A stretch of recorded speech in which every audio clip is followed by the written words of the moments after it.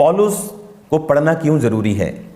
पौलुस की पत्रियां हमें ये दिखाती हैं कि किस तरह से हमें वचन के अनुसार तो चलना ही है, पर अपने कॉन्शियस के अनुसार भी चलना है। हालेलुया।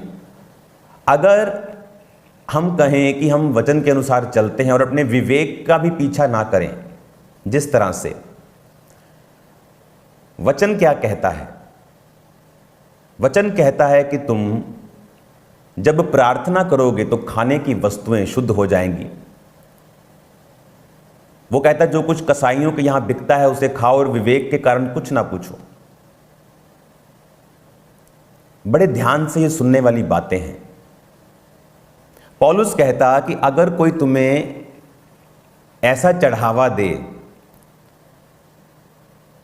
जो किसी और ईश्वर के सामने चढ़ाया गया और तुम्हें दे और तुम्हें ना मालूम हो और तुम उसे खा लो, तुम्हें मालूम नहीं, तो इससे कोई फर्क नहीं पड़ता, क्योंकि जगत और जगत की सब वस्तुएं परमेश्वर की हैं। पर अगर वो बताए कि ये लो खाना, ये मैं वहां से लेके आया हूं, कहता फिर उस विवेक के कारण,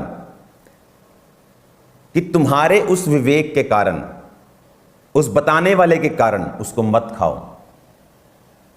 पौलुस कहता अगर तुम्हारा भाई तुम्हारे मांस खाने से ठोकर खाता है तो मांस मत खाओ। उसने ऐसा क्यों कहा? मांस खाना बाइबल के अनुसार अपराध नहीं, तुम्हारे शरीर की वो चॉइस है, तुम खाओ, फर्क नहीं, ना खाओ, प्रभु को कोई फर्क नहीं। यीशु मसीह ने कहा वो मुंह में जाएगा और पेट में पड़ेगा और तुम्हारे टॉयलेट से निकल जाएगा, तो उससे कोई फर्क नहीं।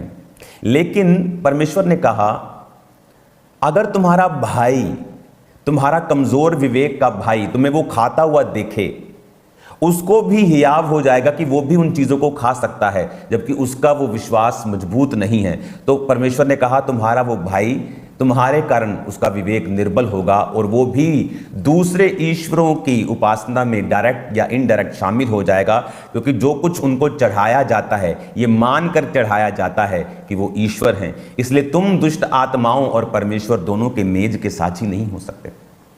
ये बड़ी गहरी बातें पौलुस ने बोली हैं। इसलिए तुम्हारा भाई ठोकर ना खाए, इसलिए तुम मांस ना खाना। पौलुस कहता अगर कोई तेरे मीट खाने से भी ठोकर खाता है तो मीट खाना छोड़ दे। मैं बोल सकता हूं कि मैं क्यों छोड़ूं, ये तो बाइबल में लिखा है। नहीं, इस वर्ड का तो मतलब ये है, हम बोल सकते हैं। बात वो नहीं है। पौलुस ने कहा तुम अपने विश्वास को अपने पास रखो और दूसरों के हिसाब से कि वो क्या समझते हैं उस हिसाब से चलो।